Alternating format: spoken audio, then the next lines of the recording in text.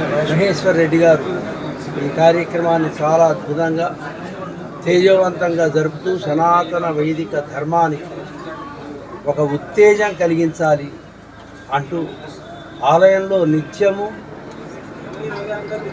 శివపార్వతుల లక్ష్మీ వెంకటేశ్వర కళ్యాణోత్సవం, అలాగే ప్రతినిత్యము రథోత్సవము, నిత్య సమారాధన, తదీయారాధన, భోజనాలు ఇవన్నీ కూడా ఈ హరిహర క్షేత్రంలో ఏర్పరిచి మన ధర్మంలో ఇది గొప్ప ఆచరణాత్మకమైనటువంటి హరిహర క్షేత్రంగా రూపొందించాలి అని వారు చేసినటువంటి కార్యక్రమం అభినందనీయం.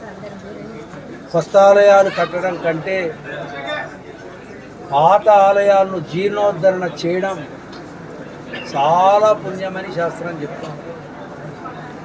పాత ఆలయాలను వదిలేసి ఎవరికి వారు పేరు ప్రతిష్టల కోసం కొత్త వాటిని కట్టేటువంటి ఒక ఆచారం సమాజంలో ఎక్కువగా కనపడుతూ ఉండేటువంటి ఈ స్థితిలో వారు అలా కాకుండా సనాతన ధర్మం పెద్దలేని చెప్పారు, దాన్ని ఆచరించి సమాజానికి మన ధర్మం యొక్క వైభవాన్ని చూపించాలి అని ఈ హరిహర క్షేత్ర పునర్నిర్మాణం చేయడం చాలా ఆనందదాయకం.